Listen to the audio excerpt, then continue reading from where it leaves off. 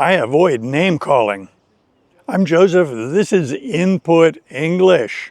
The Input English channel is all about comprehensible input. By listening to these stories and discussions, if you can understand what I am saying, then you will absorb the English language. If you need more information about comprehensible input, I have a lot of videos on this channel to explain that in detail. We now have more than 360 videos for you to use to acquire the English language. So I started out by saying that I avoid name calling. So what is this name calling? I think most of us consider it a behavior that is juvenile. That is applying a derogatory name to another person.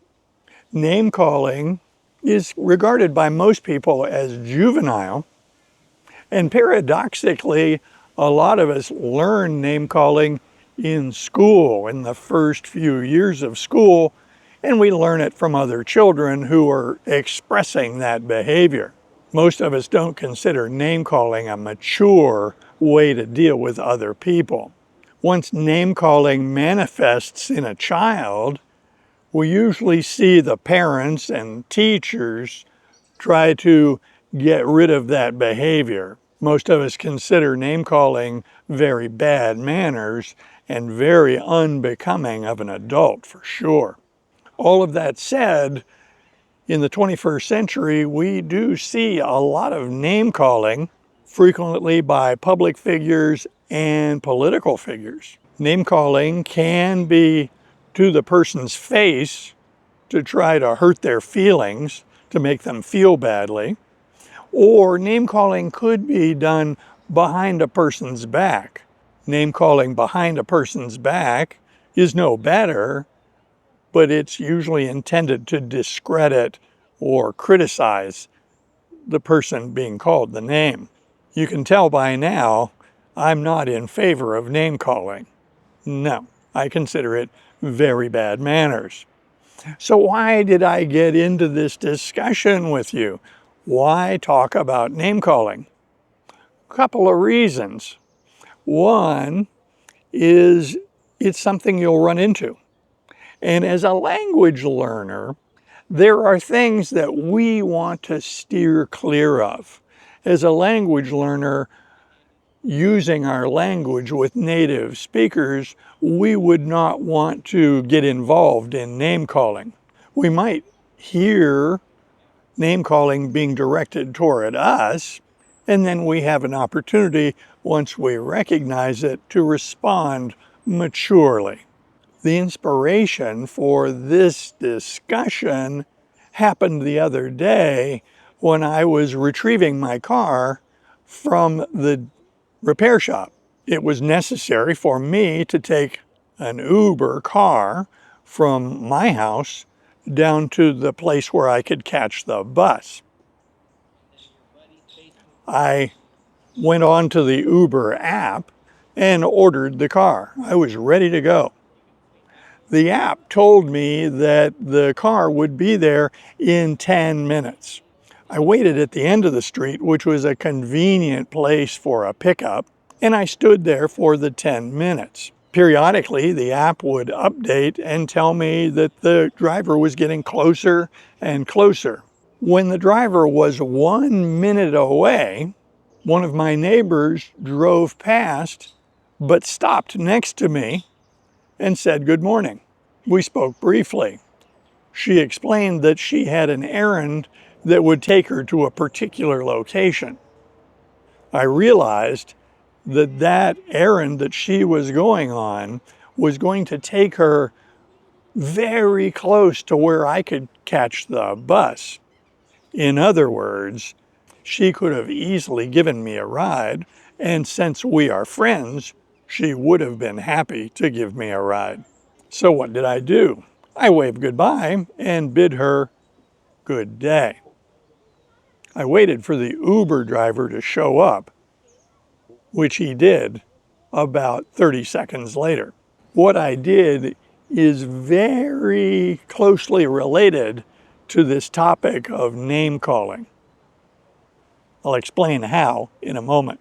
The driver picked me up and drove me to the destination, and of course I paid the fee. I asked the driver if the app allowed people to cancel at the last minute. He said, oh yes.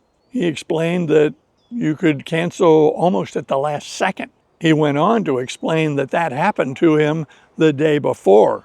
He had driven 10 or 15 minutes to pick someone up, and just one block short of the pickup spot, they canceled. I did not cancel, even though I could have saved a few dollars had I canceled. So what's the nexus between the discussion of name calling and the fact that I didn't cancel the Uber car? Well, name calling can be very hurtful, but it's also a very efficient way to criticize someone. Really, that's what name calling does, is it criticizes someone. So the reason I didn't cancel the Uber driver at the last minute and accept a free ride from my neighbor was simply integrity.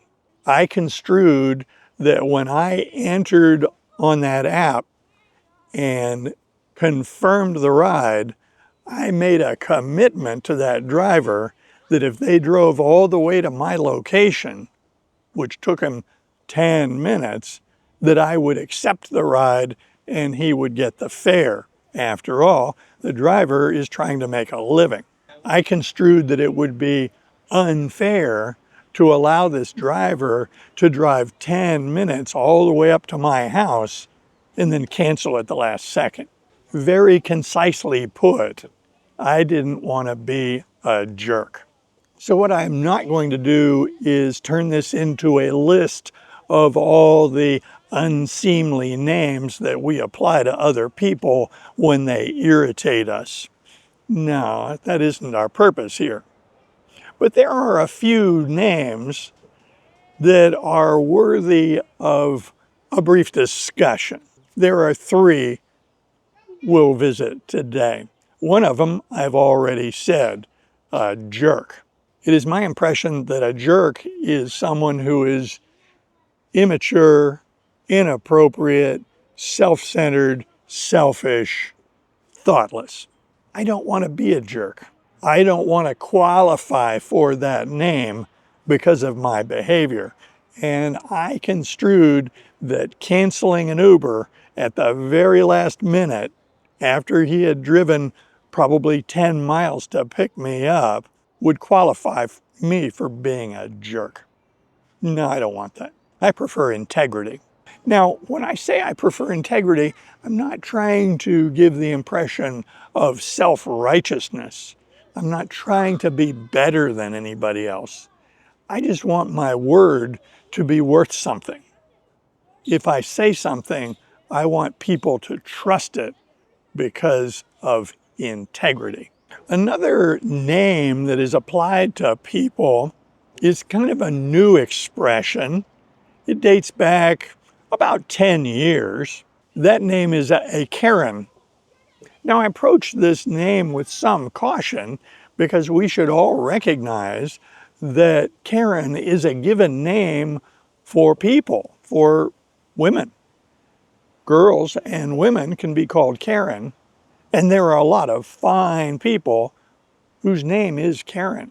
That said, there is a name that has gained some popularity referring to someone as a Karen, and I take it that the person qualifying for that name is self-centered, self-righteous, demanding, inappropriate. And one of the great clues that someone is expressing this kind of behavior is they demand to talk to the manager. I see the Karen moniker as self-righteous and entitled. Bear in mind, I don't call people names, but it is a succinct way to discuss patterns of unseemly behavior among humans. And what is number 3? Number 3 dates all the way back to my childhood. This was something my parents really emphasized. Don't be a liar. This one comes right back to the topic of integrity. If you say something, you should know it to be true to the best of your knowledge. Since I was a small child, it was emphasized to me that none of us should be liars. I observed that during the 20th century, calling someone a liar was really a big deal. In the 21st century, it seems to happen every day. I lament that. So as I approach these topics, I don't give any advice. I just find that topics like this are useful for introducing vocabulary and expressions that you may find useful in your language learning journey. I think there are things that we language learners are wise to steer clear of as we deploy our language if we are using the target language. I scrupulously avoid expressions that express anger. I avoid profanity, and I avoid explicit terms that could offend. Even in English, I do this. In most circumstances, I want everything I say to be appropriate for all audiences. I invite comments below, and if you like videos like this, be sure to click on this one next. See you soon.